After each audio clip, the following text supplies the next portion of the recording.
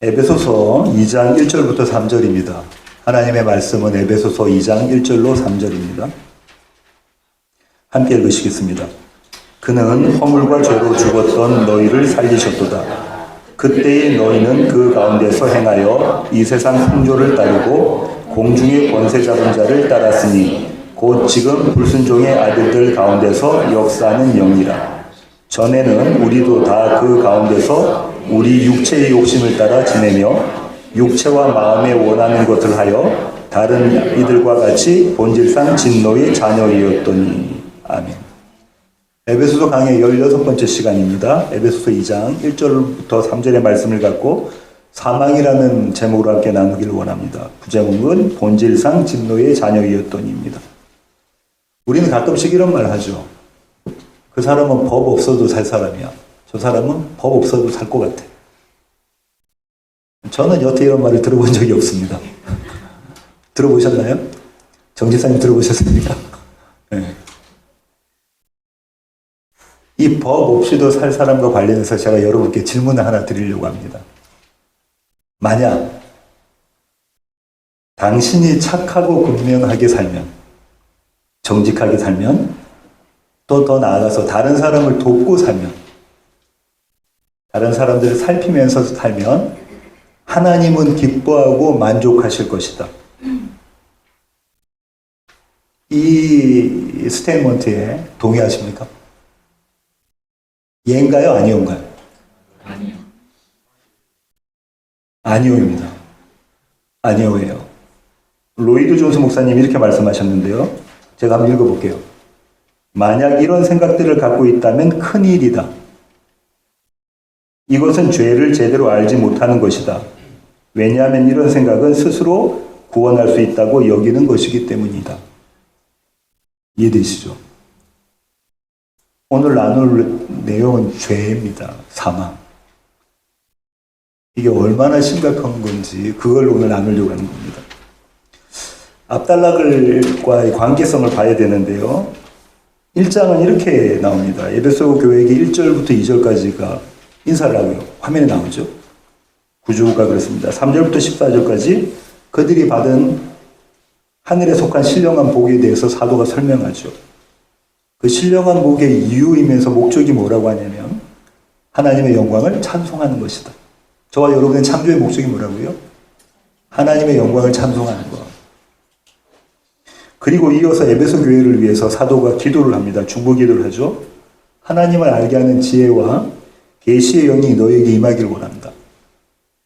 그렇게 해서 부르심의 소망이 어떤 건지, 주신 기업의 풍성함이 어떤 건지, 그분의 능력의 크심이 어떤 건지 너희가 똑똑히 알기를 원한다. 이렇게 간구합니다.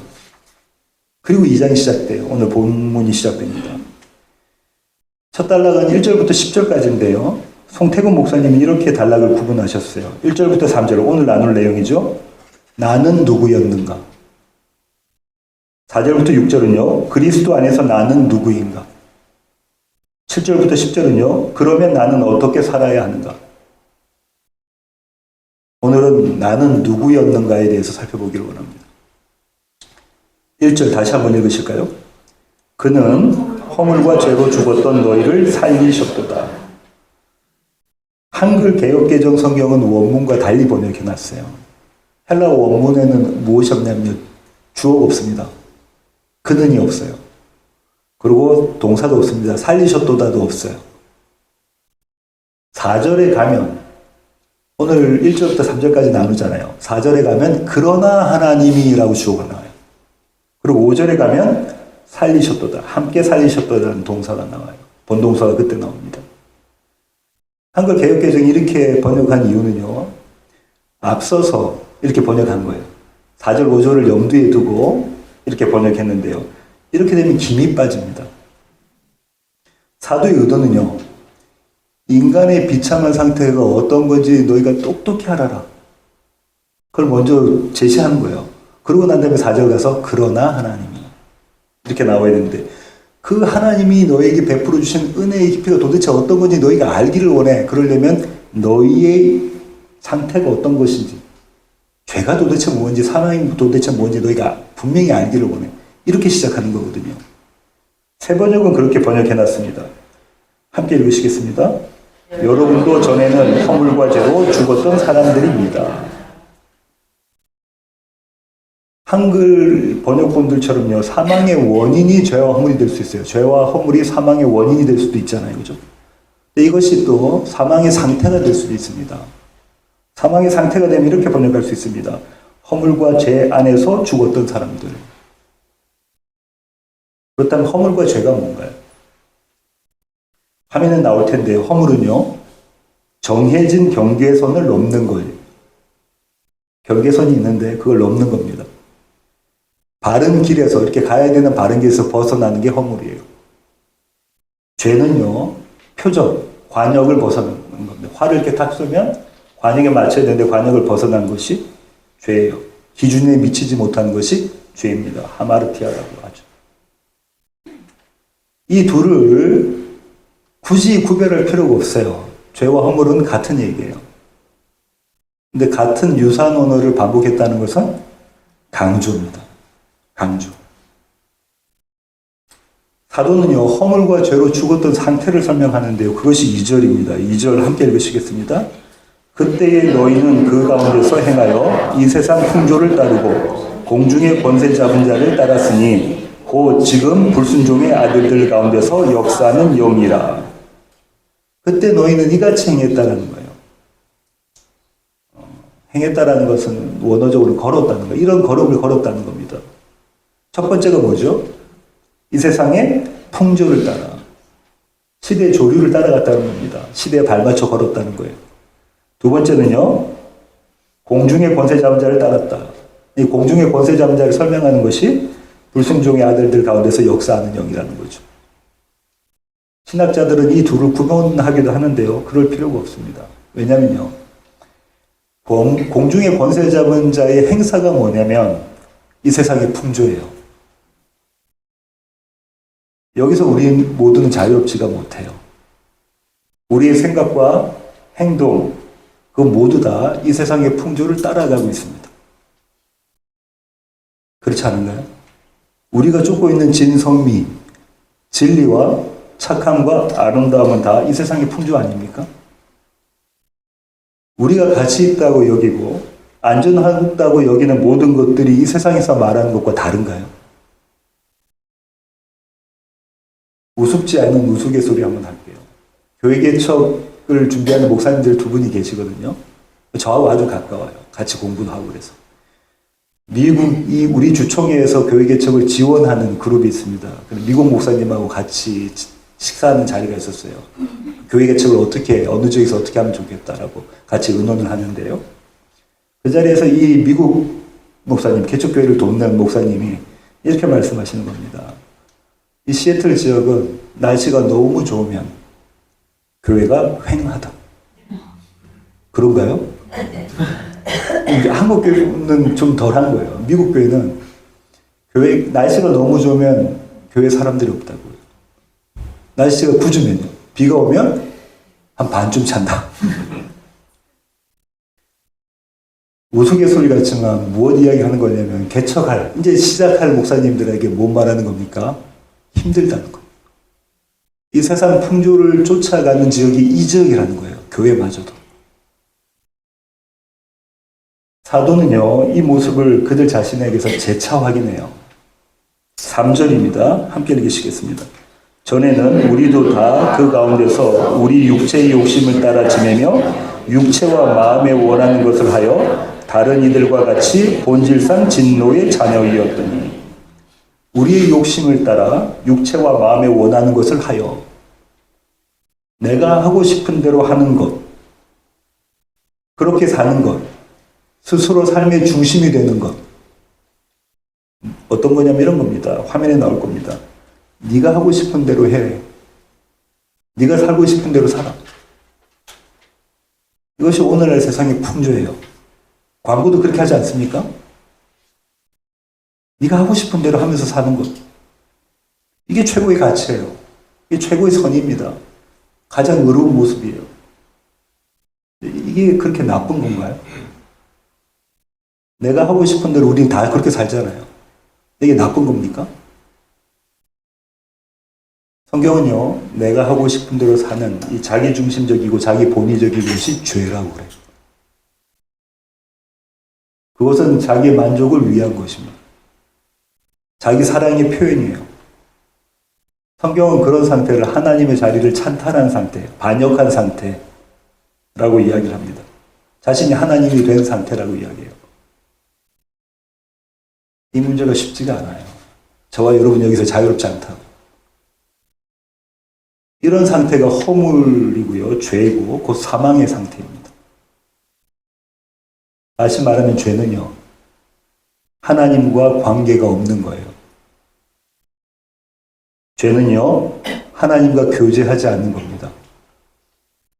죄는요, 하나님을 즐거워하지 않는 것이에요. 죄는요, 하나님을 예배하지 않는 겁니다. 한마디로 죄는 하나님을 모르는 것이에요. 죄가 뭐라고요? 하나님을 모르는 것. 하나님을 제대로 알면, 하나님을 바르게 알면 하나님과 관계 없을 수가 없고 교제하지 않을 수가 없어요. 그분을 즐거워하지 않을 수 없고 그분을 예배하지 않을 수 없다는 겁니다. 하나님을 모르는 것이 죄가 됩니다. 여기서 우리는 질문을 갖게 되는데요. 3절에 지금 바울이 사도가 뭐라고 하냐면 우리는 이라고 했어요. 유대인 그리스도인이라는 얘기예요.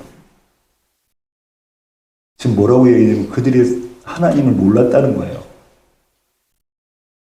유대인들은 하나님의 택하신 백성들인가요? 선민인가요? 그런 선민의식 갖고 있었습니까? 하나님의 법을, 계명을, 약속을 갖고 있었습니까? 그런데 지금 사도가 뭐라고 말하는 거냐면 우리도 너희처럼 하나님을 몰랐다는. 우리도 너희처럼 하나님을 몰라서 하나님이신 그분, 하나님의 아들을 십자가에 못 박았다. 여전히 그렇게 우리는 이전에는 내가 하나님이 된 모습으로 살았다는 거예요. 사도가 그 얘기를 합니다. 그래서 사도는요, 이방인 유대인 할 것 없이 우리 모두는 허물과 죄로 죽었던 자들이다. 이렇게 결론을 내요. 이게 1절, 2절, 3절의 결론이에요. 성경에 이 얘기가 계속 나와 있었을까요? 구약 성경 보겠습니다. 시편 143편 2절입니다. 함께 읽으시겠습니다. 주의 종에게 심판을 행하지 마소서. 주의 눈앞에는 의로운 인생이 하나도 없나이다. 의로운 인생이 하나도 없다. 전도서 7장 20절입니다. 함께 읽겠습니다. 선을 행하고 전혀 죄를 범하지 아니하는 의인은 세상에 없기 때문이로다. 솔로몬도 그렇게 이야기하네요. 죄를 범하지 않는 의인은 하나도 없다. 로마서 3장 23절입니다. 함께 읽겠습니다. 모든 사람이 죄를 범하였음에 하나님의 영광에 이르지 못하더니. 요한일서 1장 8절 제가 읽겠습니다. 만일 우리가 죄가 없다고 말하면 스스로 속이고 또 진리가 우리 속에 있지 아니할 것이요. 10절 만일 우리가 범죄하지 아니하였다 하면 하나님을 거짓말하는 이로 만드는 것이니 또한 그의 말씀이 우리 속에 있지 아니하니라. 지금 사도 요한이요. 요한 서신에서 무엇이라고 이야기하고 있냐면 내가 죄 없다 하면 하나님을 거짓말쟁이로 만든다는 거예요. 그럼 하나님이 참말만 하시는 분이라면 나는 죄인이라는 거예요. 우리 가운데 하나님 계시면 우리는 죄인이라는 것을 인정할 수밖에 없다는 거죠. 하나님이 없는 자들은 나는 죄인 아니라고 이야기하는 거예요. 하나님이 우리 가운데 계시면 우리는 인정한다는 거예요. 뭐예요? 나의 죄를. 나는 허물과 죄로 죽었던 자라는 거예요. 성경은 수많은 구절들이 이 이야기를 계속하고 있습니다. 단 한 명의 예외 없이 우리 모두는 죄인입니다. 동의하시나요? 그래서 사도는요, 모든 인류의 결론은 이렇게 말합니다.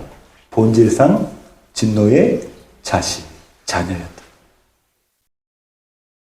처음부터 그렇게 생겨먹었다는 거예요. 죄를 짓는 것으로만 생겨먹었다는 겁니다. 첫사람 아담 안에서 우리 모두는 하나님께 반역했다는 거죠. 고린도전서 15장 22절 함께 읽겠습니다. 아담 안에서 모든 사람이 죽은 것 같이 그리스도 안에서 모든 사람이 삶을 얻으리라. 첫 구절이 아담 안에서 모든 사람이 죽은 것 같이. 아담이 선악과를 따먹을 때 저와 여러분이 그 자리에 있었다는 거예요. 문학 기법 중에 인클루지오라는 기법이 있습니다. 수미상관구조라고 하는데요. 머리하고 꼬리하고 같은 관점을 갖고 있다는 거죠. 수미상관구조가요. 마치 샌드위치와 같습니다. 빵이 있나요? 빵이 두 개가 있고 안에 내용물이 있죠. 이 빵의 주제를 이야기하고요. 내용물이 이 빵을 설명하거나 강화할 때 이 기법을 씁니다. 인클루지오, 수미상관구조를 쓰는데요. 저는요, 오늘 본문의 1절에 나와 있는 너희는 죽었던 자다. 이것과 3절에 너희는 진노의 자식이었다가 마치 이 샌드위치의 빵처럼 이렇게 되어 있는 거예요. 빵이 이렇게 있는 거예요. 1절, 3절에서. 그 안에 내용물이 있죠. 사망과 진노가 하나의 맥락이라는 얘기입니다. 하나님의 진노가 사망이에요. 그런가요? 죄의 삭슨? 하나님의 진노가 사망이라는 겁니다. 사도는요, 허물과 죄로 죽었던 너희를 이라고 표현하고 있잖아요. 허물과 죄로 죽었던 너희들. 허물과 죄로 죽었던 우리라는 거예요. 죽어가고 있는 우리인가요? 아닙니다. 앞으로 죽을 우리인가요? 아니에요. 이미 죽은 우리라고 얘기해요. 이미 죽은. 이 지점이 하나님의 진노의 상태예요. 왜냐하면 하나님의 진노가 사망이니까. 하나님의 심판이 사망이니까, 영원한 사망이니까. 이미 죽은 자는요, 두 가지 의미를 갖고 있는데요. 첫 번째 의미는요, 저와 여러분 살아있습니까? 살아있죠, 그죠? 그런데 이미 죽었다라고 사도가 이야기하고 있어요. 죽은 상태라고 이야기하고 있습니다. 우리가 생산하는 모든 것은 어떤 것입니까? 죽은 것이라는 거예요. 우리가 생산내는 모든 것들은 사망의 것이라는 거예요. 왜냐하면 이미 우리가 죽었기 때문에. 또 한 가지는요, 이미 죽었다는 자가 설명하고 있는 의미는 이런 겁니다. 죽은 자가 자신을 구원할 수 있을까요? 에스겔 같은 마름표 같은 사람, 마름표 같은 우리가 우리를 구원해낼 수 있습니까? 아니요. 스스로를 구원할 능력도 자격도 없는 자, 이것이 사망의 상태예요. 이미 죽었다. 네가 생산하는 모든 것은 다 죄다. 허물이다. 그리고 너는 너를 구원할 자격도 능력도 없다. 이미 죽었던 자예요. 그러니까 하나님의 진노는요, 이 죽은 자를 그대로 내버려 두심입니다. 그대로 내버려 두면 어디로 달려가요? 사망으로. 이미 죽었던 자들이 가는 끝은 결국은 영원한 사망이에요. 게헨나라고 하죠. 언제까지? 영원히 그대로 내버려 두심이 하나님의 심판입니다. 영원한 사망으로 달려가는 자들에게 구원이 없는 것이 심판이에요. 우리는 우리가 잘나서 예수님 믿은 것 같지만 아니요.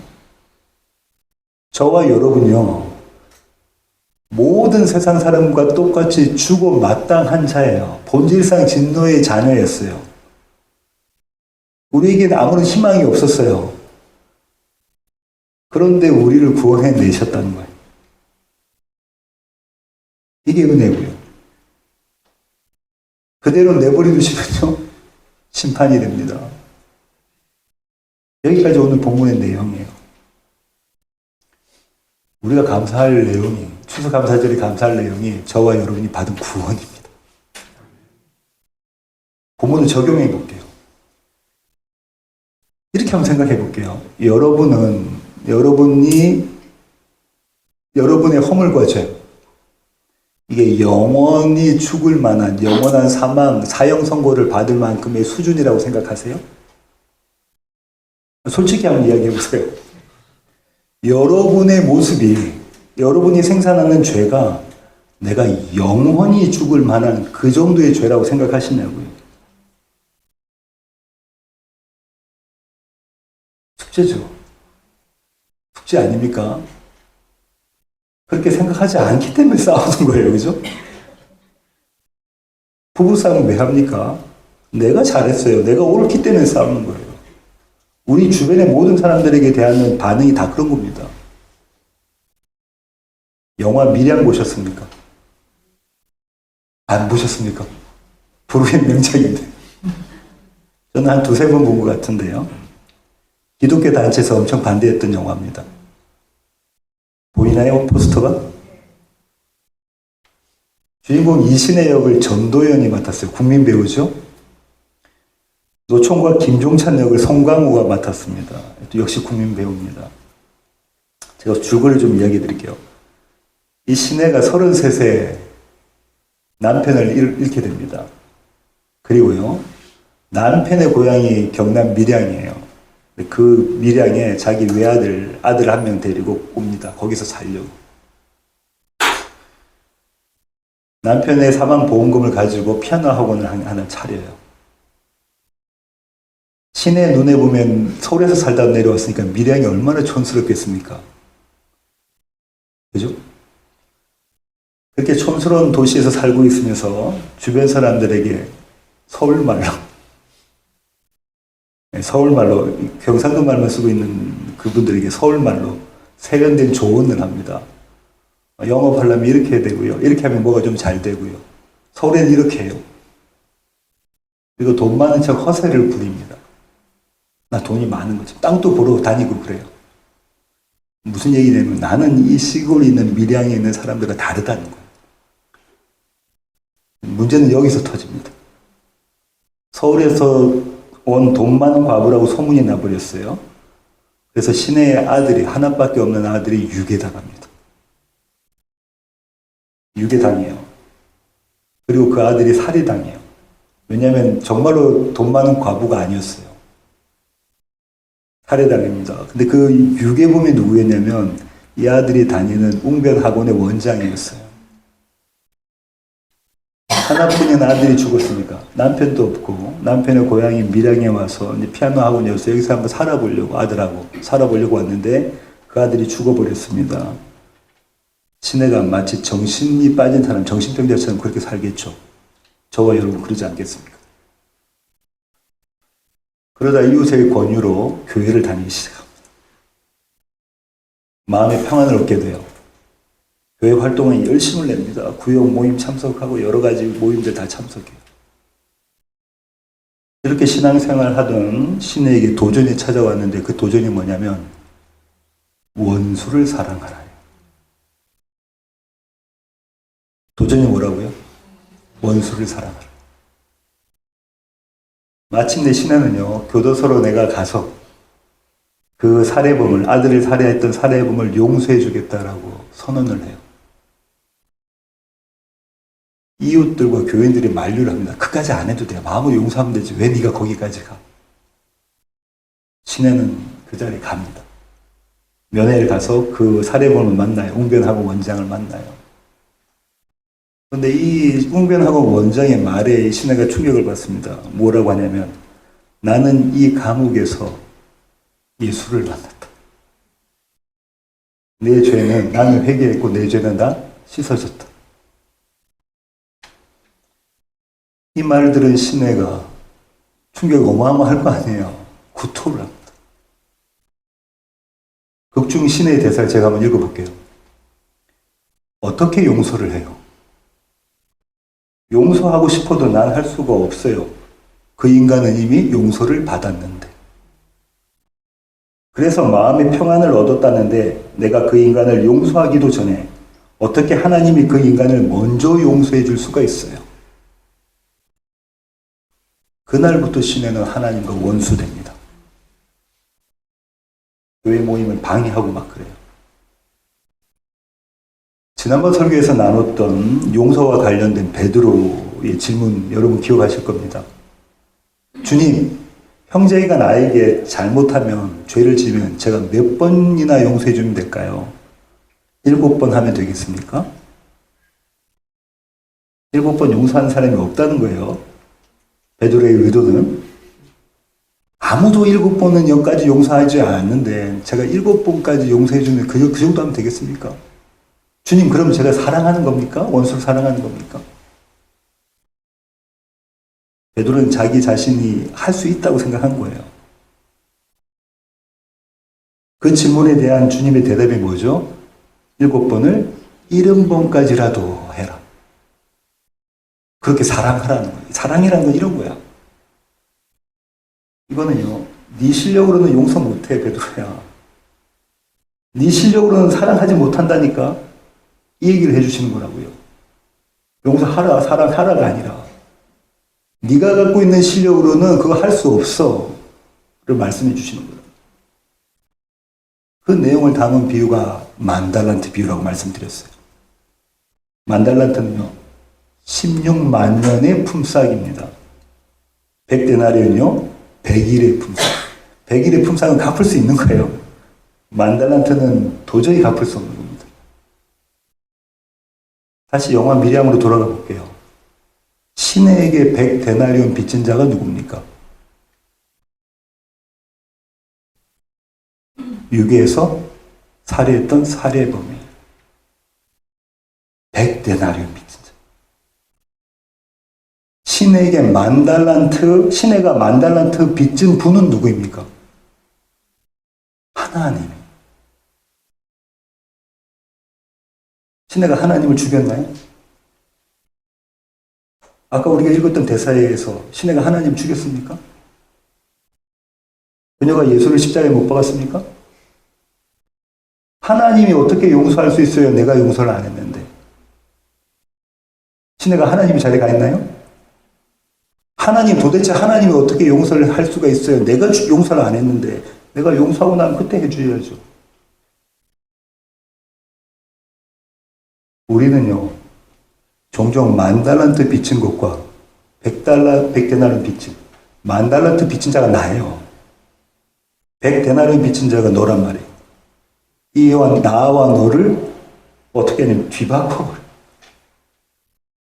여러분 그러실 거예요. 내 아들을 살해한 자가 고작 100데나리온 빚진 자였고 내 죄가 하나님께 만달란트 빚진 거라는 것, 이게 인정이 되냐고. 이게 인정이 됩니까? 하나님 아들을 죽인 자가 어떻게 100데나리온 빚진 자예요? 성경이 지금 그렇게 이야기하고 있는 겁니다. 원수. 성경은 하나님을 모르는 죄가 만달란트 빚진 자라고 해요. 예수를 믿지 않는 자가 만달란트 빚진 겁니다. 그래서 믿음이 없으면 영원한 사망에 처해진다고 이야기하고 있는 거예요. 우리는 영원한 사망을 우습게 생각하는데 아니요. 우리가 하나님을 모르면 우리는 영원한 사망 가는데 그게 만달란트하고도 비교할 수 없는 수준이라는 거예요.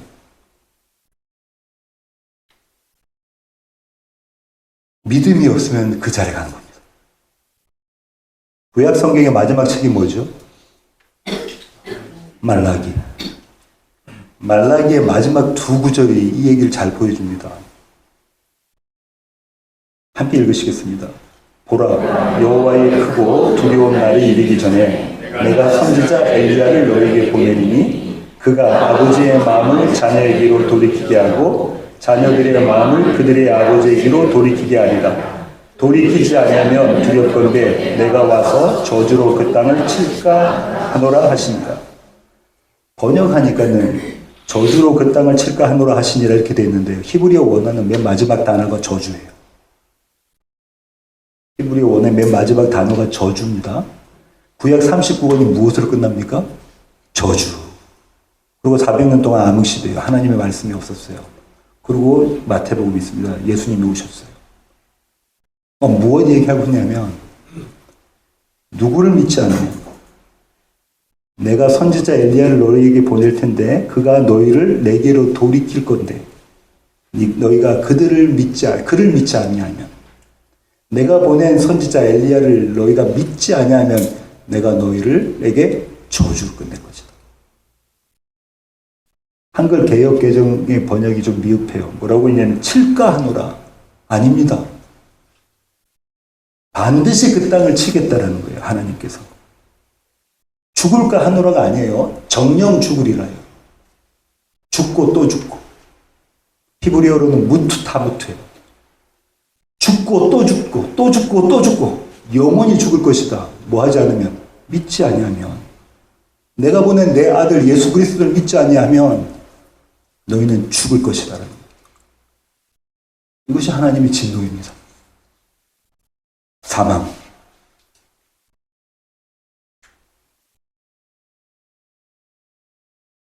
아까 말씀드렸죠. 저주로 끝나는 구약 39권이 400년의 암흑 시대를, 어둠컴컴한 시대를, 하나님의 말씀이 없는 시대를 보내고 나서 빛으로 찾아오신 분이 계시죠. 그 요한복음이 그걸 담고 있는 거거든요.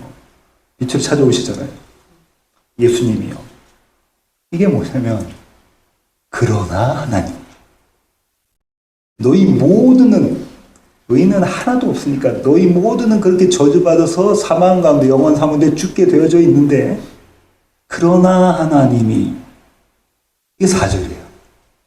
그 예수님이 찾아오신 장면입니다. 그러나는 어떤 접속사인가요? 역적 관계 접속사인가요? 고등학교 국어 시간에 다 배우셨죠? 제가 말씀드렸지만 저는 고등학교 수업 시간에 잤다 그랬어요. 그 밤에 놀러 나가고. 근데 압니다. 하도 많이 들어서.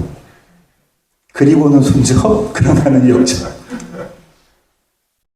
그러나는요, 앞뒤가 완전히 다른 내용인 건가요? 그렇습니까? 조금 다른 내용을 두 개를 놓고 그러나를 갖다 붙이면 이게 말이 될까요? 약간 다른 거 갖다 놓으면. 그러나 효과가 없어요, 그죠? 완전히 다른 내용이 두 개가 있을 때, 그때 그러나가 들어가야 효과가 있는 겁니다. 그러나는 그때 사용하는 거예요. 완전히 다른 거. 나는 이미 죽은 자다. 나는 진노받은 자다. 나에게는 도대체 가망이 없다. 그러나 하나님이. 4절이 그렇게 시작해요. 그 사도가 지금 앞에 그 얘기 안 한 거예요. 하나님 너를 살리셨다 이렇게 우리 개역개정처럼 번역을 하지 않고 원래 그러나 하나님.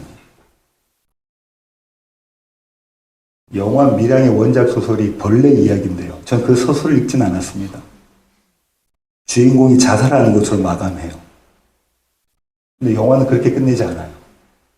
영화는요, 마지막 장면에 송강호가요, 시내 앞에 거울을 이렇게 지르고 있습니다. 보이나요?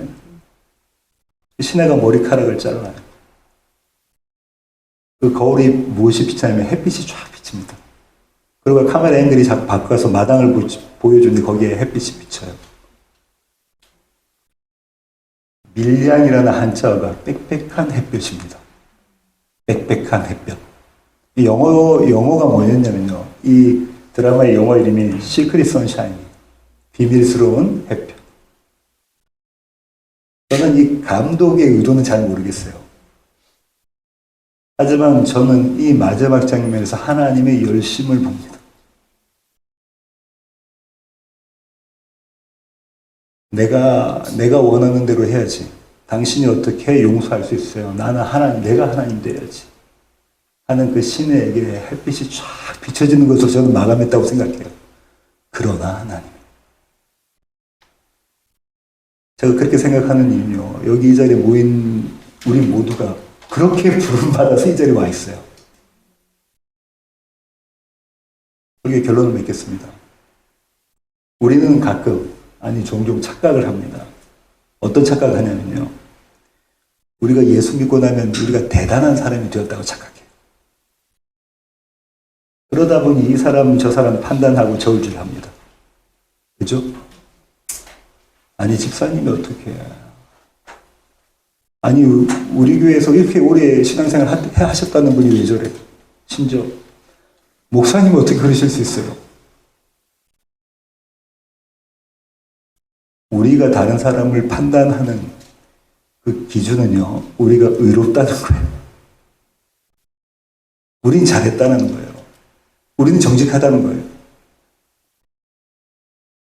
그런데 앞선 내용으로 다시 돌아가 보자고요. 사도가 뭐라고 이야기하냐면 우리가 원하는 대로 사는 것이 죄라고 그랬죠. 그럼 저와 여러분은 죄에 안 짓습니까? 오늘 우리의 삶은 우리가 원하는 대로 쫓아가는 삶 아닌가요? 몇몇 분만 고개 끄덕끄덕 하시는데, 그죠? 그렇지 않습니까? 날마다 우리의 삶이 내가 원하는 대로 살아가지 있지 않습니까? 사도는요, 이런 우리의 모습을 로마서에서 이렇게 표현합니다. 로마서 7장 18절부터 21절인데 제가 읽겠습니다. 내 속, 곧 내 육신에 선한 것이 거하지 아니하는 줄을 아노니 원함은 내게 있으나 선을 행하는 것은 없노라. 내가 원하는 바 선은 행하지 아니하고 도리어 원하지 아니하는 바 악을 행하는도다. 만일 내가 원하지 아니하는 그것을 하면 이를 행하는 자는 내가 아니요 내 속에 거하는 죄니라. 그러므로 내가 한 법을 깨달았노니 곧 선을 행하기 원하는 나에게 악이 함께 있는 것이로다. 이게 우리의 상태라는 거예요. 그리고 사도가 이렇게 이어갑니다. 7장 24절부터 25절. 오호라 나는 곤고한 사람이로다. 오호라 나는 곤고한 사람이로다. 이 사망의 몸에서 누가 나를 건져내랴. 그러고 난 다음에 이렇게 이야기하죠. 복음을 선포합니다. 우리 주 예수 그리스도로 말미암아 하나님께 감사하리로다. 이렇게 끝났으면 좋았어요. 근데 사도가 이어가요. 그런즉 내 자신이 마음으로는 하나님의 법을 육신으로는 죄의 법을 섬기노라. 여전히 그렇다는 거예요. 예수 믿고 났는데도 여전히 그렇다는 거예요. 사도는 여전히 육신으로는 죄의 법을 섬긴다고 이야기하고 있습니다. 저와 여러분처럼. 그런데도 뭐라고 얘기하냐면요. 주 예수로 말미암아 하나님께 감사한다라는 거예요. 무슨 뜻입니까? 나는 여전히 죄인된 모습의 삶이 죄를 생산해내고 있는데 내가 하나님께 감사한다 이렇게 이야기하고 한다고요. 무슨 뜻이죠? 은혜가 덮여졌다는 거예요. 은혜가 부어졌다는 거예요. 지난주에 속죄소 말씀드렸습니다. 어린 양의 피가 뿌려져서 그 안에 있는 언약궤 안에 있는 모든 죄가 덮어졌다는 거예요. 그리스도 예수의 보혈이 덮여지지 않았다면 오늘도 저와 여러분 본질상 진노의 자식이라는 거예요. 이게 이해가 되셔야 돼요. 인정이 돼야 됩니다. 여기가 우리의 믿음이 위치한 자리예요. 이 사실을 알고 나면 다른 사람을 판단은 못해요. 그죠? 그리스도 예수의 피가 그 보혈이 없어져 버리면 하나님이 은혜 걷어가시면 그 자는 하나 똑같은 자라는 거예요. 그런데 우리 위에는 그 보혈이 덮어져 있기 때문에 너희는 의롭다 하신 거예요. 그리스도 예수로 옷 입지 않았다면 잔치에 들어갈 예복이 그리스도 예수입니다. 연합해서. 그 예복을 입지 않았다면 잔치집 문이 닫혀지고 우리는 밖에서 이를 갈고 있어야 된다. 그렇게 영단번의 십자가에서 이루신 속죄가 아니었더라면 나는 여전히 가망 없는 자였습니다. 날마다 구원의 감격이 있어야 됩니다. 다시 말해서 허물과 죄로 죽었던 나, 본질상 진노의 자녀였던 나, 이 사실을 날마다 인정해야 된다고요. 이 구원의 감격이 회복되는 겁니다.